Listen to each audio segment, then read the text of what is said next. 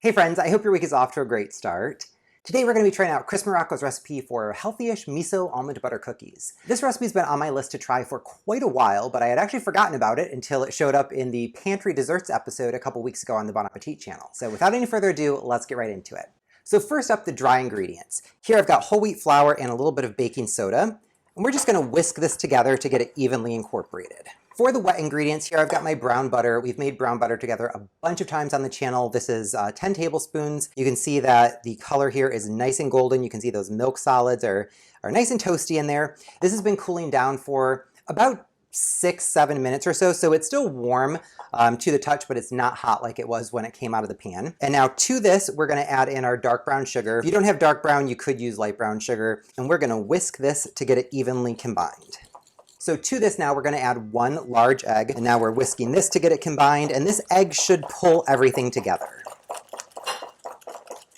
All right, so you can see the texture here, completely different versus what it was when it was just the egg and the sugar. So this is nice and smooth and emulsified. Next up, we're going to add in the remaining wet ingredients. Got some vanilla extract, along with our miso, and I'm using white miso here. I got this from my grocery delivery service. I've got the link down in the description box if you want to try it out. Got some almond butter here. This is the smooth variety. If you don't like almond butter, or if you don't have almond butter, smooth natural peanut butter would work as well. And now we're going to whisk again to get everything incorporated. I'm actually going to switch to the spatula. This mixture is a little bit on the thick side. Perfect. So the wet ingredients are looking nice and smooth. We can go ahead and dump in the dry now. We're going to stir this gently just to get everything combined. And this dough is looking nice and homogeneous, so now we're going to let this rest at room temperature for 10 minutes to allow that whole wheat flour to hydrate a bit. All right, so the cookie dough has been resting for 10 minutes. It's definitely thickened up significantly versus where we were 10 minutes ago. And now we're ready to portion. So the recipe wants us to do a 2 tablespoon portion. I'm going to use my OXO medium cookie scoop. This is about 1.5 tablespoons, so I'm going to leave it a little bit rounded on the top, and that'll be pretty close. I will link this in the description box below. I absolutely love this cookie scoop. I think it's the perfect size for cookies. So I'm going to go ahead and scoop in here, leaving it a little bit rounded on the top.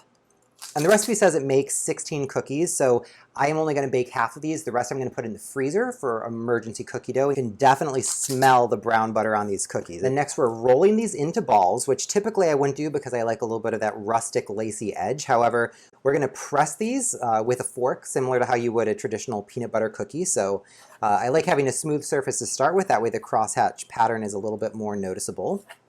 Cool. And then going in with just a regular dinner fork and pushing down like so. And the recipe notes that if your fork is sticking, you can go ahead and dunk it in a little bit of water. So I am going to do that since I was having a bit of sticking. That's much nicer. So now I'm going to go ahead and pop this into my preheated 350-degree oven for 12 to 14 minutes until they're looking set around the edges. Oh, okay. All right, so not sure whether the dough hadn't rested long enough or if I pushed too hard when I was making the crosshatch pattern on these. Clearly this doesn't look how I wanted it to. These spread a lot. The crosshatch pattern really isn't visible. So I'm gonna go ahead and bake up my emergency cookie dough that I was planning to save to see what the result there is. All right, so these little balls have been in the freezer for the duration of those baking. However, these are level scoops, so I'm going to split these in half to get them to be a little closer to the 2 tablespoons size we were looking for. All right, going back in with the fork. I'm not going to press as hard this time. All right, take 2. Another 12 to 14 minutes. All right, and batch number 2 looks about the same as batch number 1. So they didn't spread quite as much as the first one, so they're in a little bit tighter.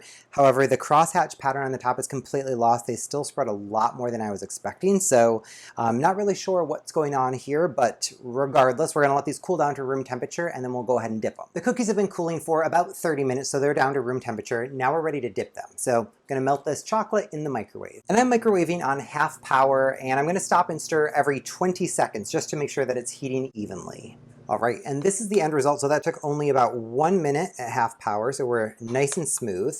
Now, since these spread so much, I don't think I'm gonna be able to actually dip them into this measuring jug.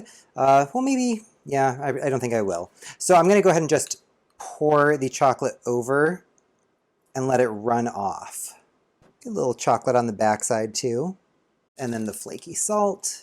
Looks great. These cookies are good to go, so now we're just going to let these hang out at room temperature for about 2 hours while that chocolate sets up.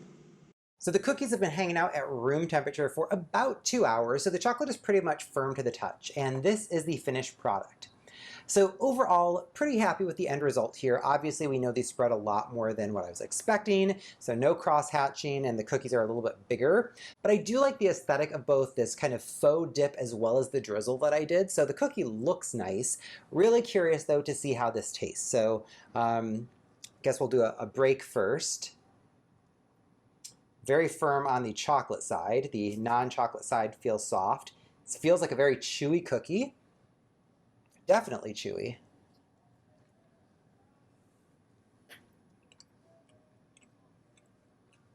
So the no chocolate side, I think it tastes, very similar to just like a plain peanut butter cookie. I expected the miso flavor to be a lot more prominent, and it's really not coming through that strongly. The texture is great. So chewy in like a really, really good way.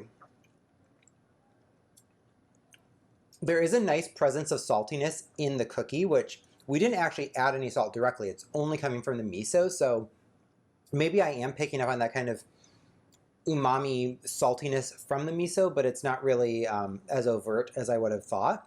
Let's try some of the chocolate bit.